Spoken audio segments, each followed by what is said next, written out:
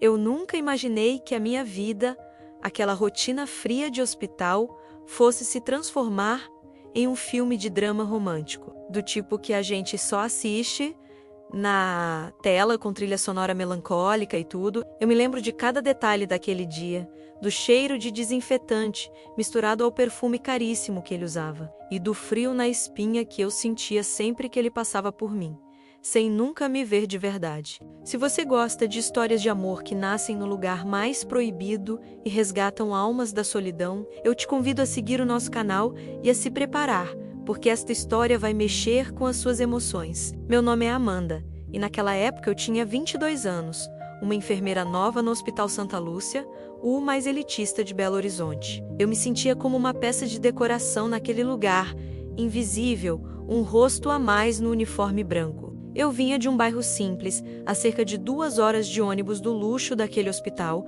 e fazia 18 meses que eu tentava provar que merecia estar ali. Meu salário era o único sustento da minha casa, e o meu foco era a minha ascensão. A minha única maneira de sair daquela vida apertada que me sufocava, e eu não tinha tempo para mais nada. Meu turno era sempre o mais difícil, aquele que começava às 6 da manhã, e a minha única ambição era ser reconhecida, mesmo que fosse apenas por um bom trabalho. O meu primeiro encontro com o Dr. Gustavo, se é que se pode chamar assim, foi como um choque elétrico. Ele era o cirurgião mais talentoso da instituição, o queridinho da mídia, o homem que tinha a vida perfeita, a esposa elegante, o carro alemão e, principalmente, a arrogância de quem sabe que nunca terá que se explicar para ninguém. Era um muro de gelo que se movia pela ala hospitalar, com passos firmes e um semblante que deixava claro a sua superioridade. Eu me sentia ainda menor perto dele, como se a minha competência não valesse absolutamente nada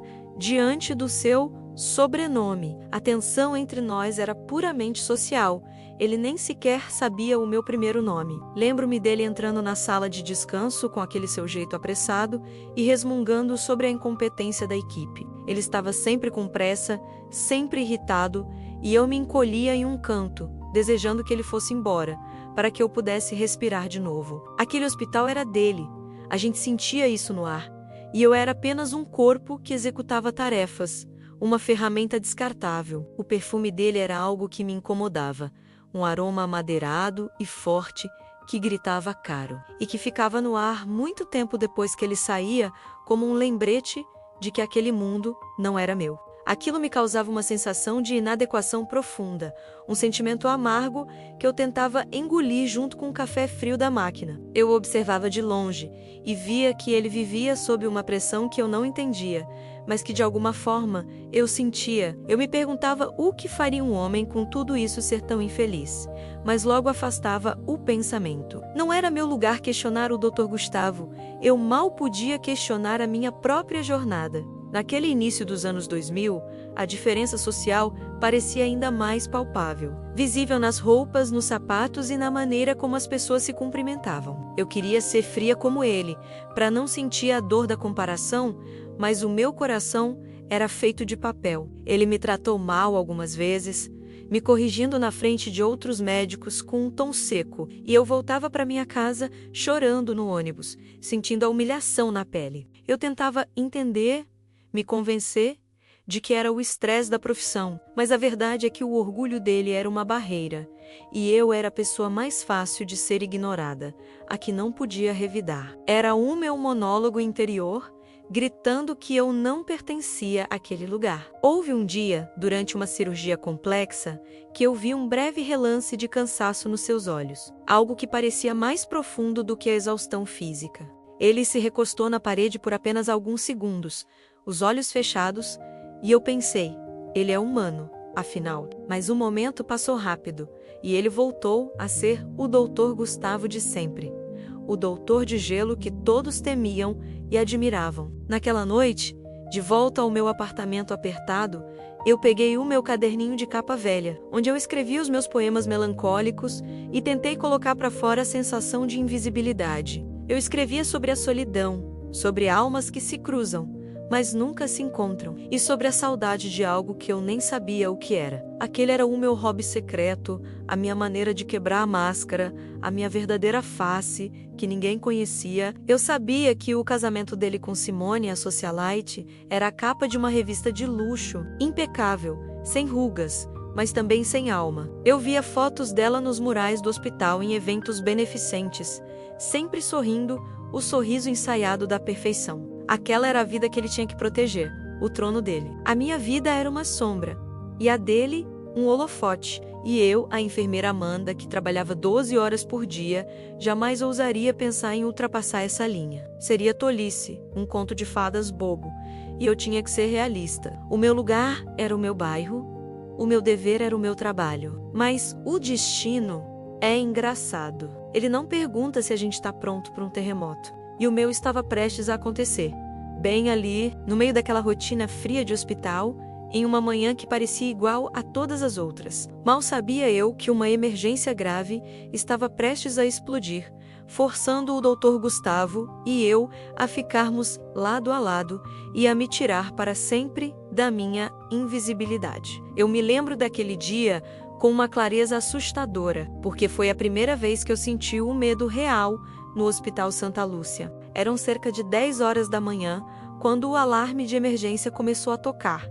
Um som estridente que congelou o sangue nas minhas veias. E a equipe de plantão correu para a sala de cirurgia mais próxima. Tratava-se de um paciente de altíssimo risco que tinha apresentado uma complicação inesperada e precisávamos de todos os braços disponíveis para estabilizá-lo. O doutor Gustavo já estava na sala, a postura tensa, e eu entrei logo atrás dele, sentindo o peso da responsabilidade em cada passo que eu dava. A tensão era palpável, e em meio ao caos, percebi o Dr. Ricardo, colega de Gustavo, pálido no canto, com as mãos trêmulas. Ele era o responsável pelo paciente, e a sua hesitação era evidente, revelando que havia algo errado com o procedimento que ele havia feito. Naquele instante, o Dr. Ricardo cometeu um erro de protocolo, um lapso de segundos, mas que poderia ser fatal para o paciente. Gustavo gritou, e o ambiente se tornou um caos de ordens e ruídos metálicos. O pânico de Ricardo era tão grande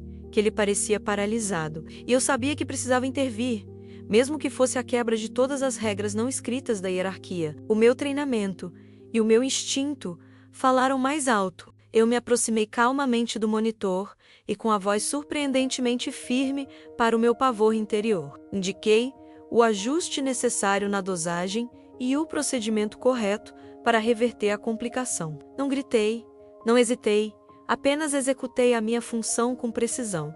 A única coisa que eu podia controlar naquele pandemônio de cirurgia. Foi uma questão de segundos, mas o tempo parecia ter parado. O doutor Gustavo se virou para mim, os olhos arregalados de surpresa, e pela primeira vez, o olhar dele parou em mim, e não apenas através de mim. Ele me encarou por uma fração de segundo, e eu senti um arrepio na espinha, como se a minha alma tivesse sido exposta de repente.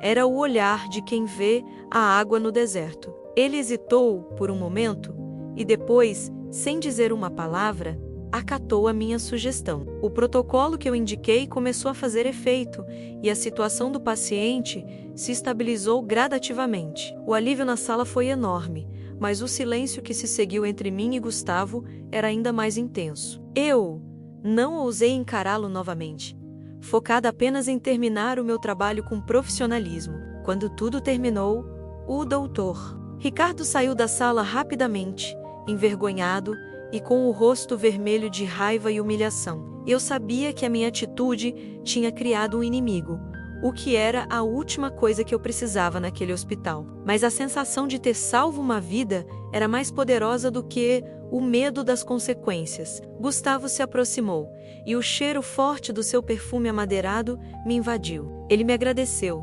mas não de forma arrogante ou formal. Ele me olhou nos olhos e disse apenas o meu nome, Amanda, com um tom de voz que eu nunca tinha ouvido antes. Parecia um reconhecimento, uma permissão para existir ali. O meu coração começou a bater mais rápido. Aquele foi o nosso primeiro contato humano. Ele me viu não como a enfermeira que buscava o café, mas como a colega competente que tinha agido sob pressão. Naquele dia, a invisibilidade que me cercava começou a se dissipar, e um pequeno, quase imperceptível rachadura se formou na muralha de gelo dele. Naquela noite, enquanto eu tentava dormir, a cena se repetia na minha cabeça, e eu sentia um misto de orgulho e pavor. O orgulho pelo meu trabalho e o pavor pelo que aquele olhar de Gustavo poderia significar. A distância social entre nós parecia ter diminuído drasticamente, e isso me assustava. Eu sabia que ele me notaria a partir de agora, e aquele era o meu maior medo, pois o nosso mundo era separado por um abismo, e qualquer aproximação seria proibida, perigosa. Eu era jovem enfermeira sem nada a perder, e ele, o homem que tinha tudo, mas que escondia algo em seus olhos. O que eu não sabia é que o meu ato de coragem naquele dia, que o salvou de um desastre profissional, seria a chave que ele usaria. Dias depois, para me procurar, revelando a primeira e mais dolorosa das suas fraquezas, a rachadura real em sua vida perfeita. A partir daquele dia, o Dr. Gustavo parou de me ignorar. O tratamento frio e arrogante cedeu lugar a um silêncio constrangedor e a olhares furtivos que me seguiam pelo corredor. Eu tentava manter a minha rotina, mas a tensão entre nós era como um cabo de aço esticado, pronto para romper a qualquer momento. E eu sentia que ele queria dizer algo, mas não conseguia. Eu voltava a escrever os meus poemas naquela semana, mais melancólicos do que nunca, sentindo que a minha solidão tinha se tornado visível. Eu o encontrei tarde da noite, por volta das 11 horas, quando o hospital estava quase vazio e silencioso, no estacionamento subterrâneo, aquele lugar frio e escuro que parecia isolado do resto do mundo. Ele estava encostado no seu carro alemão, o semblante abatido, e parecia ter envelhecido 10 anos em poucos dias, com os olhos vermelhos e cansados, muito diferentes dos olhos severos que eu estava acostumada a ver. Ele me chamou pelo nome, Amanda, com um tom que era quase um sussurro, e senti um arrepio. Ele me convidou para tomar um café na pequena lanchonete de 24 horas do hospital, um lugar simples, onde ninguém o veria, longe do luxo que ele ostentava. Ali, ele tirou o jaleco, deixando à mostra apenas a camisa social amassada, e parecia mais um homem comum do que o famoso cirurgião. Eu sentei, a respiração presa, e esperei que ele falasse o que estava guardado no seu peito, pronta para me defender de qualquer nova bronca. Mas o que ele me disse não era uma bronca, era um grito de socorro. Ele confessou com a voz embargada que o seu estresse e a sua irritação vinham de casa, de um fardo que ele carregava sozinho e que ninguém, nem mesmo a esposa, sabia. Ele me revelou que fora dali, ele cuidava de sua mãe idosa e doente, que sofria com o mal de Alzheimer e que precisava de cuidados ininterruptos. O hospital não sabia, a esposa não o ajudava. O choque me atingiu com força. O Dr. Gustavo, o intocável, era o filho que trocava fraldas e que passava noites em claro, exausto. Ele me explicou que a mãe morava com ele e que ele não confiava nos cuidadores e que Simone não o ajudava, pois a rotina dela era feita de eventos sociais e viagens, e ela alegava não ter paciência para a doença. Aquela confissão foi a primeira rachadura real na sua vida de fachada. Ele me olhou nos olhos e disse que era por isso que ele tinha sido tão ríspido, porque o medo de falhar no hospital, somado ao medo de falhar em casa, o estava destruindo por dentro. Ele me ouviu atentamente, sem julgamentos, e sentiu uma empatia que me desarmou. Naquele momento, toda a arrogância de Gustavo se desfez diante dos meus olhos, revelando um homem vulnerável, perdido e profundamente solitário. Ele não era mais um médico arrogante. Ele era apenas um filho exausto. Eu percebi que a sua máscara de superioridade era, na verdade, uma armadura que ele usava para esconder a sua dor e a sua fragilidade. Eu o confortei com poucas palavras, mas com a sinceridade de quem entende o que é ser invisível e cansado. Falei sobre a importância da fé e da oração, e sobre como ele precisava de ajuda. A minha empatia o atingiu de uma forma inesperada, e ele chorou ali mesmo, na frente daquela mesa suja da lanchonete, um choro silencioso de pura exaustão. Era a quebra da máscara, a sua revelação mais sincera. Quando ele se levantou para ir embora, ele pegou a minha mão rapidamente e agradeceu de novo por eu ter salvado o paciente de Ricardo e por eu tê-lo ouvido sem condená-lo. O toque da sua mão, mesmo que breve, causou um calor imediato na minha pele, uma sensação que ultrapassava o profissionalismo. Eu voltei para casa naquela noite, o cheiro do seu perfume amadeirado impregnado na minha roupa. Mas desta vez, o aroma não gritava luxo, gritava solidão. Eu não via mais o Dr. Gustavo, mas sim o homem Gustavo. E isso era muito mais perigoso. Eu sentia um nó na garganta, pois a linha do proibido estava ficando cada vez mais tênue, e o meu coração, por mais que tentasse ser prudente, já estava começando a se importar. Mal sabia eu que a nossa aproximação não terminaria ali, e que o próximo passo viria em forma de uma mensagem de texto, que faria a barreira entre o nosso mundo profissional e o nosso mundo pessoal desmoronar por completo, inaugurando o início da nossa história secreta. Eu me convenci, naqueles dias que se seguiram, de que a nossa conversa no estacionamento havia sido um desabafo isolado, um momento de fraqueza que jamais se repetiria. Mas a verdade é que o meu coração não parava de martelar no peito, sempre que eu o via, e eu procurava inconscientemente por um novo sinal, um novo olhar que me tirasse da minha rotina. O Dr. Gustavo, por sua vez, estava menos ríspido, mas mais distante, como se arrependido de ter me revelado a sua ferida. O primeiro contato fora do hospital veio de uma maneira sutil, quase profissional. Ele me mandou uma mensagem de texto no meu celular antigo, aquele que mal tinha sinal no hospital, perguntando sobre a evolução do paciente que tínhamos salvo juntos. Era uma mensagem curta, formal, mas a simples notificação na tela me causou um frio na barriga, uma sensação de pânico gostoso. Eu respondi com a mesma formalidade, mas ele continuou. Primeiro perguntou sobre um livro de medicina que eu estava lendo. Depois, fez um comentário sobre o calor de Belo Horizonte naquele início dos anos 2000. E o assunto foi se estendendo. Nossas mensagens profissionais se transformaram em conversas longas e banais, que duravam até a madrugada. Ele me contava sobre a rotina exaustiva, eu sobre os meus estudos. Naquelas conversas, eu descobri que ele, apesar de todo o luxo, era um homem solitário, que não tinha amigos de verdade, apenas contatos sociais. Ele me disse que eu tinha uma calma que o desarmava e que ele não precisava se explicar para mim. Eu lia e relia as mensagens dele no escuro do meu quarto, sentindo uma culpa crescente e um medo horrível de que alguém descobrisse. O monólogo interior era constante. Você está sendo burra, Amanda. Ele é casado, tem tudo, ele está apenas carente. Isso vai arruinar a sua carreira. Mas a voz dele, traduzida em palavras na tela do meu celular, era irresistível. Eu me apeguei àquele sentimento de ser vista, de ser importante para alguém que parecia inalcançável, e isso me cegava para o perigo iminente. O meu cheiro favorito se tornou o aroma de café com o seu perfume.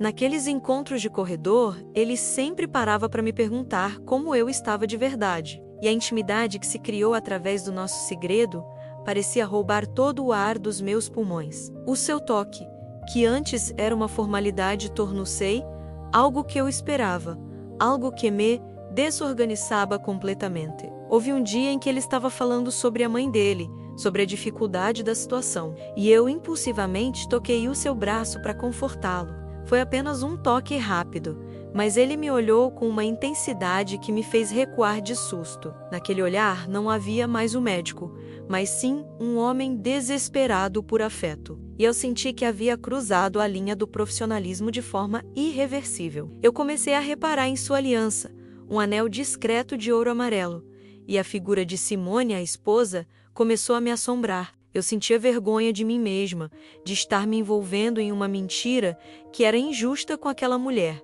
Por mais que Gustavo dissesse que o casamento deles era apenas uma fachada fria, eu me sentia falsa, mas a atração era forte demais. A semente proibida estava plantada. A troca de olhares se intensificou.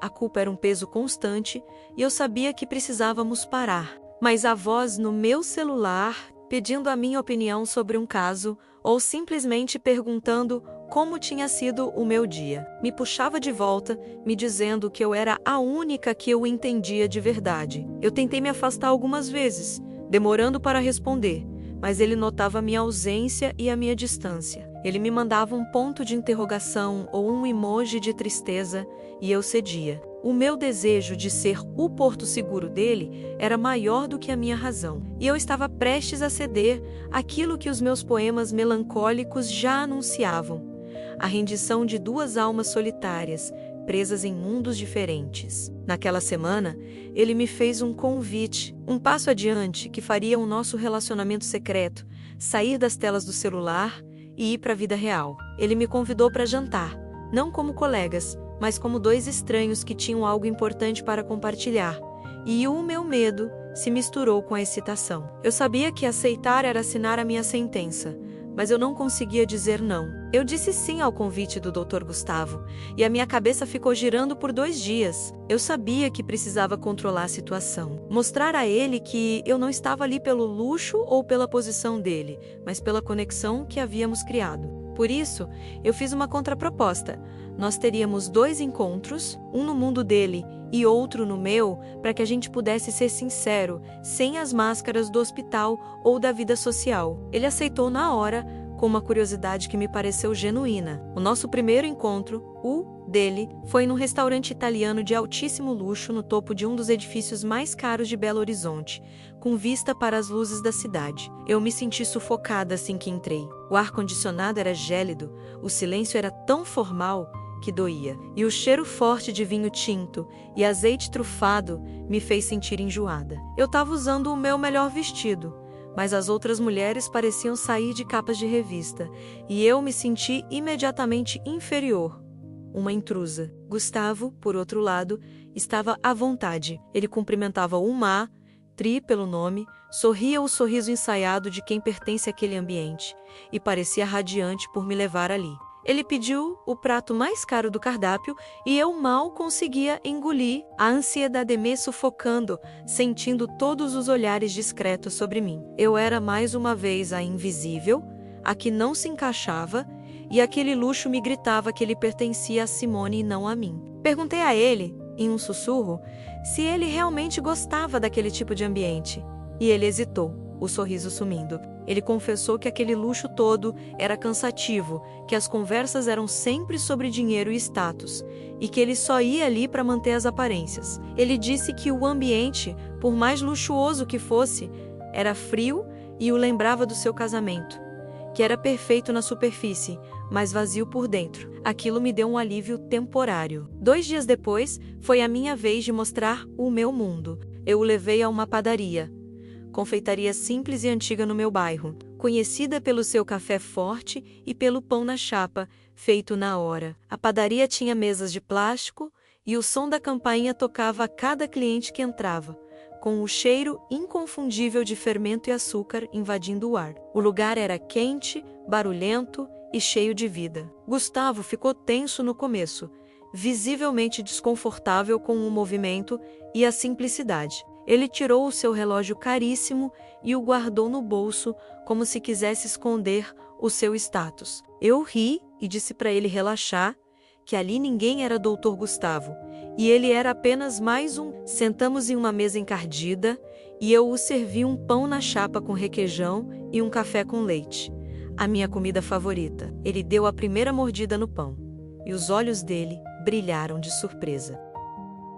Disse que não sabia o que era comer algo tão real e simples há anos, e que a comida no restaurante de luxo não tinha gosto de nada. Começamos a conversar sobre a vizinhança, sobre a minha infância, e ele me ouviu com atenção, o cotovelo apoiado na mesa completamente relaxado, como se tivesse tirado um peso enorme das costas. Naquele momento, eu senti que ele me viu de verdade, e não a minha roupa ou o meu status. Ele me olhou com gratidão, e eu entendi o que ele quis dizer. O luxo o aprisionava. A simplicidade o libertava. Ali, ele me disse que se sentia real pela primeira vez em muito tempo, e a sua voz estava mais suave, menos tensa. A distância social entre nós desmoronou completamente naquele pão na chapa. O meu mundo simples era o refúgio que ele precisava da vida de fachada. E o nosso segredo se tornou o único lugar onde ele podia ser o homem vulnerável que havia chorado no estacionamento. Eu me senti poderosa por ser a única a ter a chave desse segredo. No final daquele dia, ele me acompanhou até a porta do meu prédio, e a tensão entre nós era quase insuportável. Nossas mãos se roçaram de forma acidental, e um fogo inesperado percorreu a minha espinha, um aviso claro do que estava por vir. O toque não era mais de amizade ou de gratidão, era de desejo de algo proibido. Eu sabia que o próximo passo seria o ponto sem volta. A traição não dita que arruinaria as nossas vidas. Eu devia ter fugido naquele instante, mas a atração era como um imã, e eu estava prestes a ceder àquilo que os meus poemas melancólicos já anunciavam: a rendição de duas almas solitárias, presas em mundos diferentes. Eu voltei para casa naquela noite sabendo que havia cruzado a linha da amizade e da discrição. A atração entre mim e Gustavo era agora um incêndio que eu não podia mais controlar, e a sensação de perigo se misturava com uma euforia que me fazia tremer. O meu coração batia na contagem regressiva para o inevitável, e eu me sentia a pessoa mais egoísta do mundo por desejar aquilo que pertencia a outra mulher. O nosso próximo encontro foi no apartamento dele, em um domingo à tarde, quando Simone, a esposa, estava em uma viagem de caridade no exterior. Ele me ligou, a voz rouca, e disse que precisava de mim, não como enfermeira ou amiga, mas como a única pessoa que o fazia sentir a vida de verdade. Eu tentei resistir, me lembrando da minha fé e do meu senso de moralidade, mas a porta de vidro do meu prédio já estava aberta. Quando entrei no apartamento dele, o contraste me atingiu. Era um lugar silencioso, luxuoso e gigantesco, mas incrivelmente frio, decorado com móveis de design que pareciam intocáveis. O cheiro não era o de hospital ou de pão na chapa. Era o perfume dele, forte e intoxicante, misturado ao cheiro levemente empoeirado de um lugar pouco habitado, apesar de toda a riqueza. Ali naquele ambiente imponente, ele parecia ainda mais frágil. Ele me recebeu na porta, com um semblante tenso, sem o jaleco, vestindo apenas uma camiseta simples, e a sua vulnerabilidade era um convite irresistível. Ele não precisou dizer nada. O olhar dele gritava a solidão que o consumia, o desespero de ser amado sem a máscara. Eu me aproximei, com a respiração suspensa, e naquele instante, o meu monólogo interior gritou: "Fuja, Amanda! Isso é loucura!" Mas os meus pés não obedeceram. O nosso primeiro toque foi uma rendição mútua. Nossas mãos se encontraram, e a eletricidade que senti fez o meu corpo inteiro estremecer, como se eu tivesse acordado de um sono profundo. O beijo não foi apressado, mas intenso. Um beijo de almas que estavam morrendo de sede, desesperadas, para se conectar em meio ao deserto daquela vida de fachada. Eu me senti a pessoa mais amada e, ao mesmo tempo, a mais vil. Naquele momento, enquanto o desejo proibido se concretizava, a culpa me atingiu com força, como um raio. A imagem de Simone, com o seu sorriso perfeito, passou pela minha mente, e eu me senti uma traidora, alguém que estava cometendo um erro imperdoável.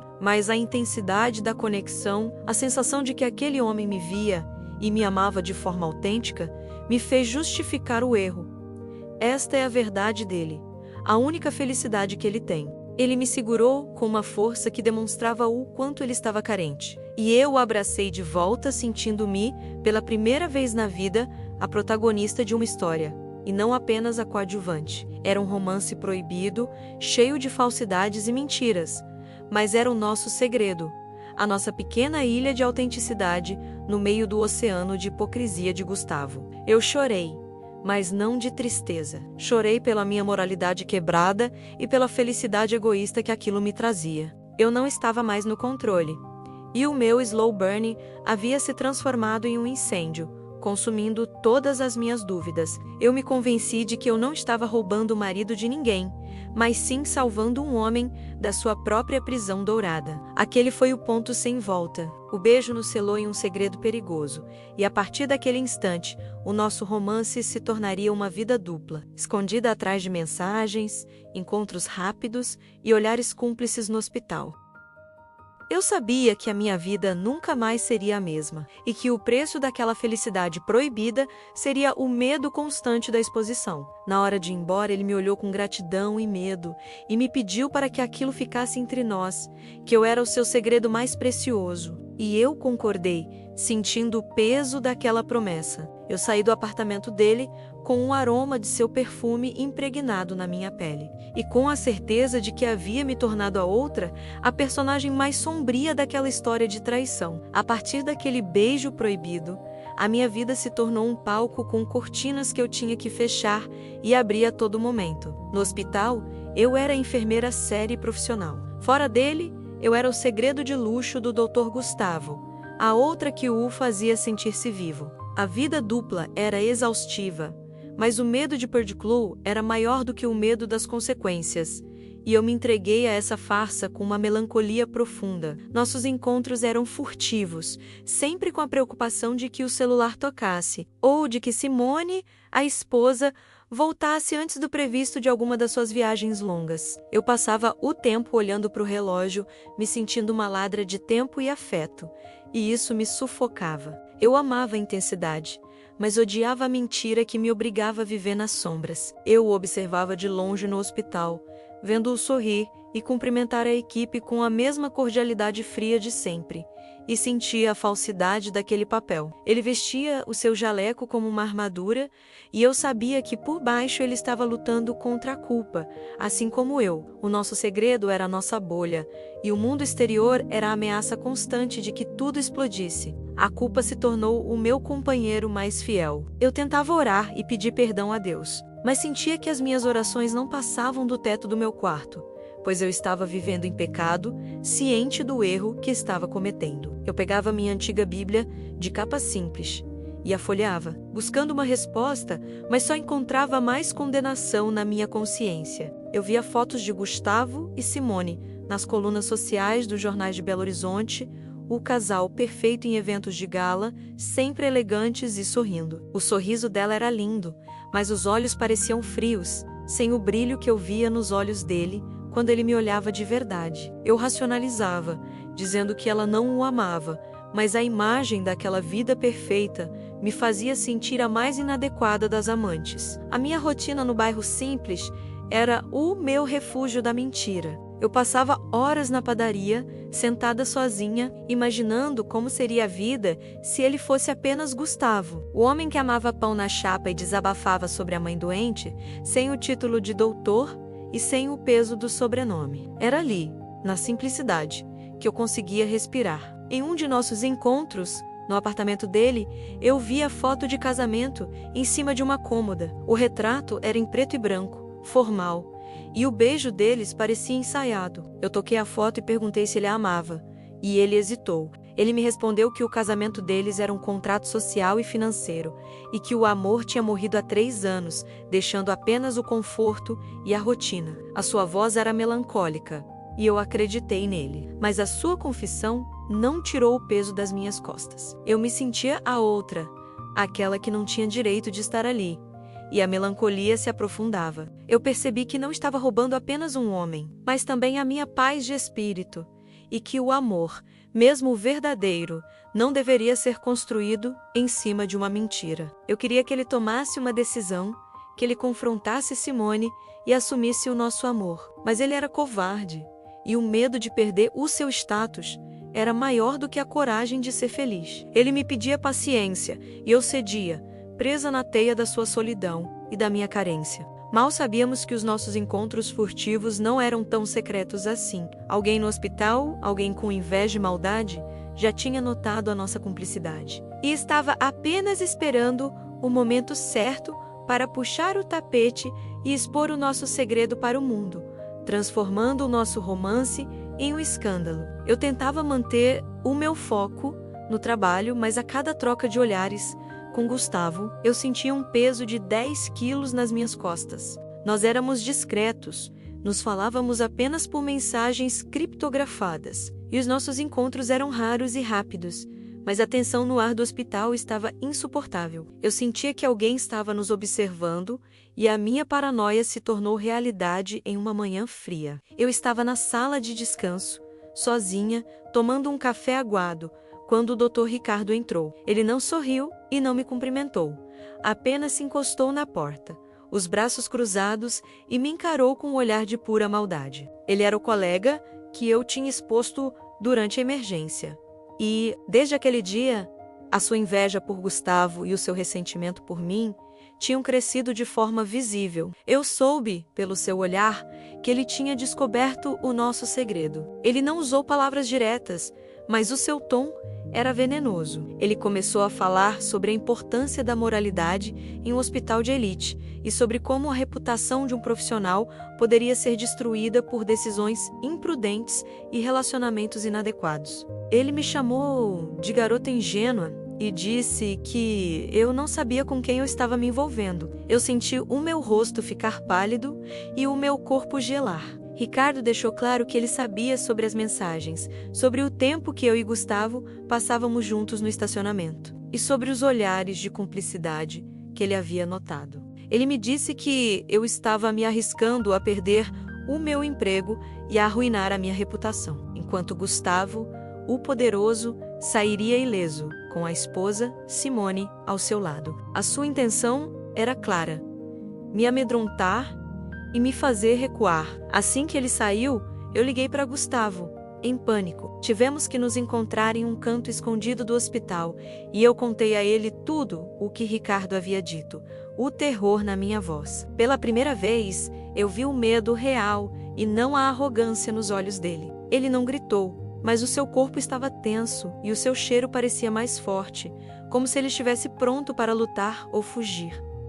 A reação dele me decepcionou profundamente. Em vez de me proteger ou de enfrentar Ricardo, ele reagiu com covardia. Ele começou a falar sobre o risco para sua carreira, sobre a sua mãe doente e sobre o escândalo que destruiria a sua vida financeira e social. Ele me disse que precisávamos nos afastar, que precisávamos dar um tempo antes que a situação se tornasse irreversível, e a sua voz era fria, calculista. Naquele momento, eu percebi que, apesar de todo o afeto e da vulnerabilidade, ele ainda era, primeiro, o Dr. Gustavo, o homem do status e da reputação, e só depois, o homem que me amava. A sua escolha, ali, era pela segurança e não pelo nosso amor. A minha decepção foi um golpe no estômago, mais doloroso do que o medo da exposição. Nós discutimos em sussurros e eu o acusei de ser covarde e de me usar, de só buscar o meu afeto quando a esposa estava longe.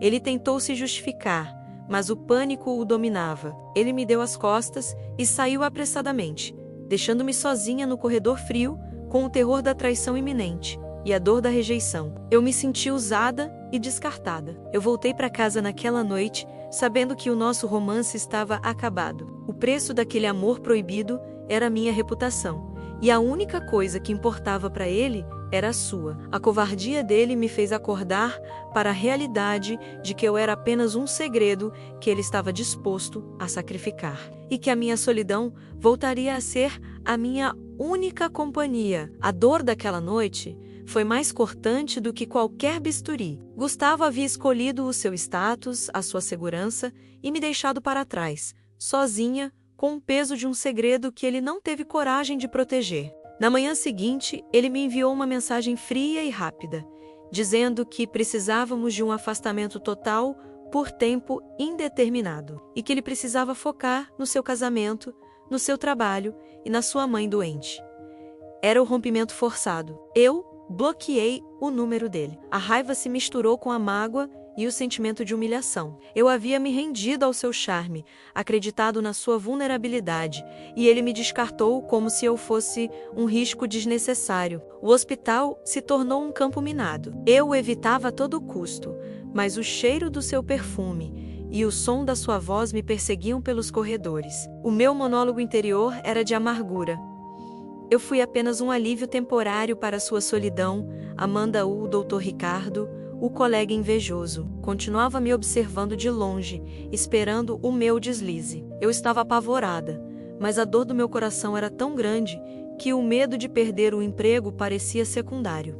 Eu continuei com a minha rotina, trabalhando dobrado, tentando focar apenas no paciente, mas os meus olhos estavam sempre marejados e a minha alma em frangalhos. Gustavo, por sua vez, começou a aparecer publicamente com Simone, a esposa. Os jornais de Belo Horizonte publicavam fotos do casal em eventos beneficentes, sorrindo e esbanjando afeto. Ele tentava consertar o casamento, reforçando a fachada de perfeição para o mundo, e aquilo me feria profundamente. Ele estava lutando para voltar para a prisão dourada, da qual ele havia tentado fugir. A minha solidão voltou a ser minha companhia mais íntima, mas agora ela era diferente. Não era a solidão da invisibilidade, mas a solidão de quem havia provado o amor verdadeiro e o havia perdido para a covardia. Eu voltava para casa e sentava na minha cama, olhando para o meu caderninho de poemas, mas as palavras não vinham, só o silêncio e o vazio. Eu tentei me distrair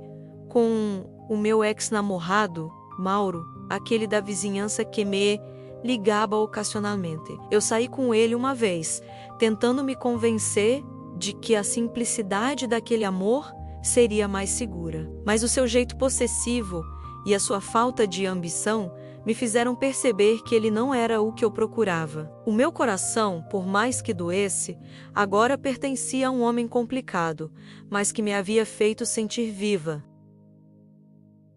Eu comecei a rezar de novo, mas desta vez não pedindo perdão pela traição, mas pedindo a Deus que me desse forças para superar a dor da rejeição. Eu li a minha Bíblia de capa simples no meu quarto, buscando um propósito que fosse maior do que a minha tristeza. Eu precisava me resgatar daquela melancolia, provar para mim mesma que eu era forte o suficiente para seguir em frente sem ele.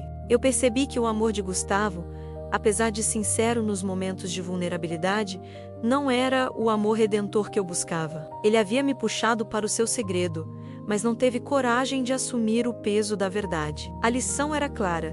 Eu precisava amar a mim mesma primeiro, e a minha fé, o meu trabalho e a minha ambição eram a minha única salvação. Eu mudei de turno no hospital para não ter que encontrá-lo, e isso me deu um alívio temporário. A minha aparência estava cansada, mas a minha determinação de superá-lo estava crescendo. Eu precisava de um tempo só para mim, para entender o verdadeiro significado do amor e do propósito. Eu fiz a minha escolha.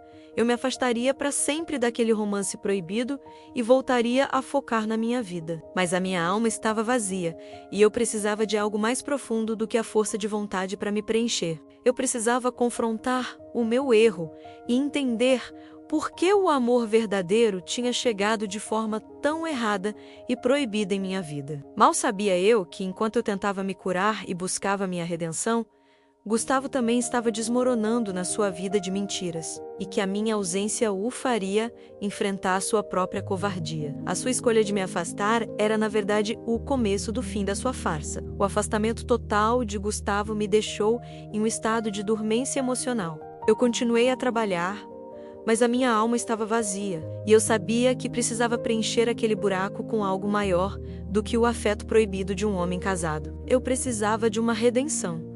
Não para o mundo, mas para a minha própria consciência. Eu passava as minhas noites em casa, no meu apartamento simples, longe do barulho do hospital e do luxo falso do mundo dele. Eu ligava a minha velha luminária, sentava na cama e pegava a minha antiga Bíblia de capa simples, aquela que a minha mãe me deu quando eu era criança. Eu não buscava versículos sobre o amor romântico, mas sim sobre o propósito e a força. Eu me ajoelhei e orei a Deus, o Pai, em meio às lágrimas, pedindo perdão pela minha falta de fé e pelo meu erro. Eu confessei que havia buscado a felicidade em um lugar que não me pertencia, e que a minha busca por ser vista e valorizada me levou ao caminho da mentira e da traição. O choro era de arrependimento, um alívio lento e doloroso. A minha reflexão era profunda.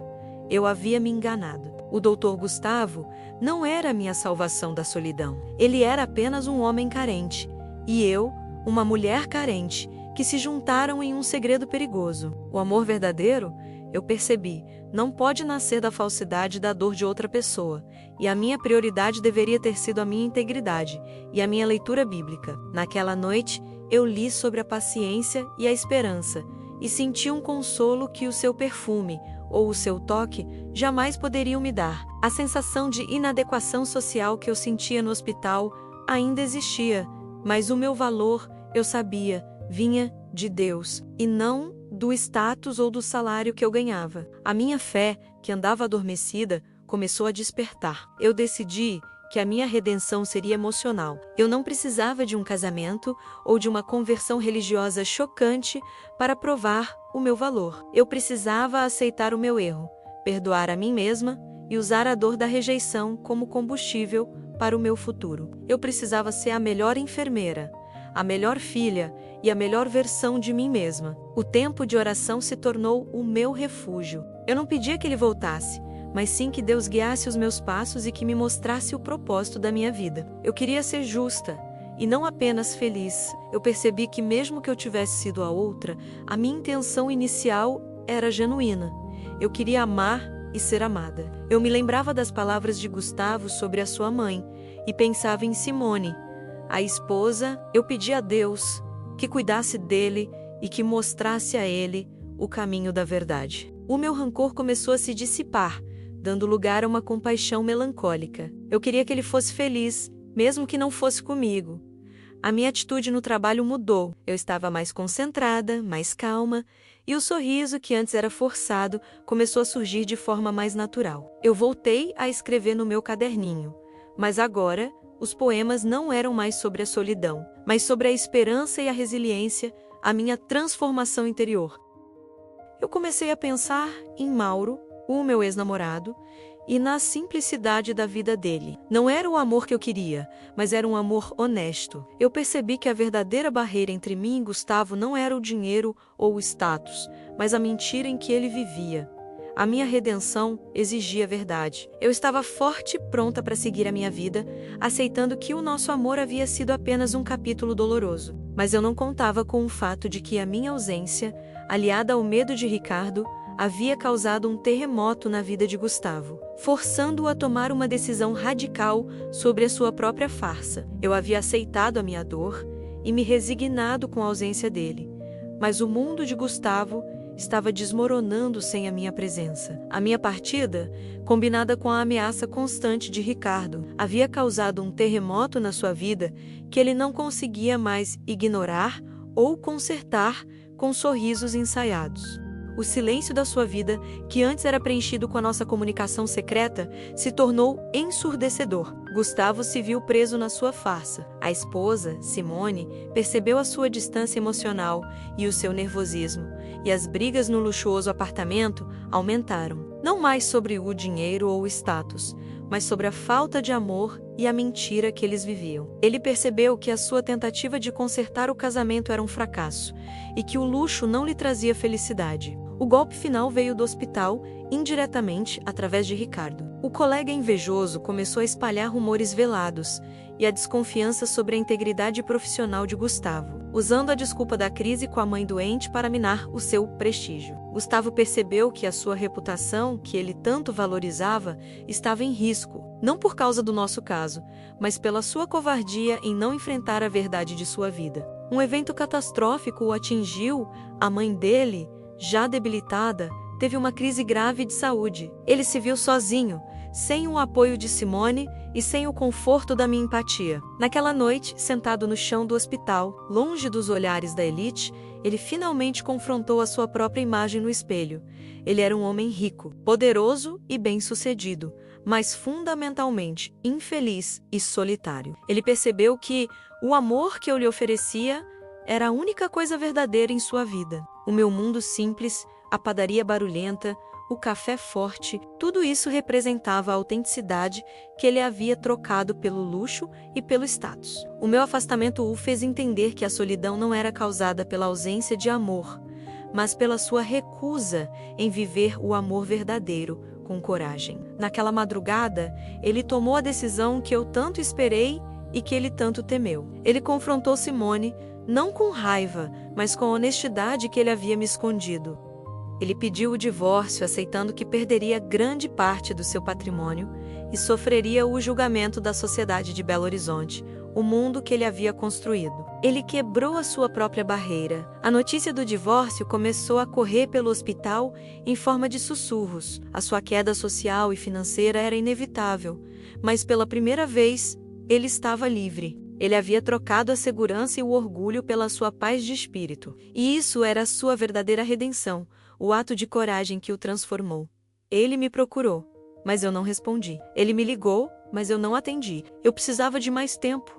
E ele precisava entender que a minha decisão de me afastar era séria. Ele me enviou uma carta escrita à mão, quebrando a regra das mensagens frias, pedindo perdão pela sua covardia e dizendo que eu havia sido a única pessoa a amá-lo pelo que ele era, e não pelo seu título. A sua carta era um atestado de transformação, a prova de que o nosso amor proibido, embora nascido da mentira, tinha o poder de salvar a sua alma. Eu chorei ao ler, pois o homem que havia me rejeitado havia morrido, dando lugar a alguém que estava disposto a lutar por nós, a quebrar as barreiras sociais. Eu senti o meu coração se abrir novamente, mas eu não podia ceder facilmente. Eu precisava que o nosso reencontro fosse em bases honestas e maduras, longe do hospital e dos segredos. Eu precisava saber que o nosso amor era uma nova fundação, e não um novo refúgio. E a oportunidade de um novo começo estava prestes a surgir, em um lugar que simbolizava a simplicidade e a verdade. 6 meses se passaram desde a minha última comunicação com Gustavo. Eu havia recebido a notícia do divórcio dele e soube, pelos murmúrios do hospital, que ele havia saído da mansão e estava morando em um apartamento alugado, mais simples, e que ele estava focado no trabalho e na recuperação da mãe. Eu havia mudado completamente de vida, focada nos meus estudos e na minha fé, e a minha solidão havia sido preenchida com o meu propósito. O nosso reencontro não aconteceu em um hospital ou em um restaurante caro, mas sim na padaria simples e barulhenta do meu bairro, o nosso primeiro refúgio de autenticidade. Eu estava lá em uma tarde de sábado, tomando o meu café forte com o meu pão na chapa, quando o vi entrar. Ele estava diferente. O semblante estava mais calmo, sem atenção constante, e embora usasse roupas simples, a sua postura era de um homem livre. Ele me viu e hesitou, mas desta vez, a sua hesitação não era de medo, mas de respeito. Ele se aproximou, e o cheiro do seu perfume amadeirado ainda me atingiu, mas agora não gritava luxo, gritava recomeço. Ele se sentou à minha frente e me contou, em detalhes, sobre a sua luta, sobre a sua decisão de enfrentar Simone e sobre a sua queda social e financeira, que para ele havia sido uma libertação. Gustavo me disse que o nosso amor proibido não foi apenas um erro, mas o catalisador que o forçou a quebrar as máscaras de sua vida. Ele me agradeceu pela calma e pela empatia que eu sempre demonstrei, e me pediu perdão pela sua covardia e por ter me rejeitado quando eu mais precisei. A sua voz era sincera, sem a arrogância de antes, e os seus olhos, finalmente, refletiam a paz. Eu o ouvi com atenção e lhe contei sobre a minha própria jornada de redenção, sobre a minha busca por propósito na leitura bíblica e sobre o meu arrependimento. Eu disse a ele que, para que o nosso amor funcionasse, ele precisava ser construído em cima da verdade e da honestidade, e não da mentira e do segredo. Eu tinha que ter certeza de que ele não estava me procurando apenas por carência. Ele me olhou nos olhos e não havia mais a distância social que nos separava. Ele me disse que não tinha mais o luxo e a segurança de antes, e que ele estava começando de novo, um homem transformado pela dor e pela sua escolha de ser autêntico. Ele me pediu uma chance, não de retomar o romance proibido, mas de construir algo real, a partir de onde havíamos parado. Naquele momento, eu soube que o nosso amor, apesar de ter nascido da traição e do erro, tinha cumprido o seu papel. Ele havia salvado Gustavo da solidão de uma vida de fachada e havia me dado a visibilidade e o valor que eu sempre mereci, ensinando-me que o meu lugar era ao lado de quem me ama com verdade e não de quem me esconde. Nós saímos da padaria de mãos dadas, sem nos importar com os olhares dos vizinhos ou com os murmúrios da cidade. O início dos anos 2000, que antes era um tempo de incerteza, agora era um tempo de esperança. Eu senti que a nossa jornada havia terminado e que um novo amanhecer estava se abrindo para nós dois, livres das amarras sociais e do peso dos segredos. O meu coração se encheu de gratidão por Deus, o Pai, por ter transformado a minha dor em força e a nossa história de traição em um testemunho de redenção. O amor verdadeiro, eu finalmente entendi, não é sobre a perfeição, mas sobre a coragem de ser vulnerável e honesto. E o nosso amor nascido no erro tinha nos salvado. A nossa história provou que as barreiras sociais e a falsidade podem ser quebradas pelo poder redentor do afeto sincero. Eu era, finalmente, a protagonista de uma vida inteira.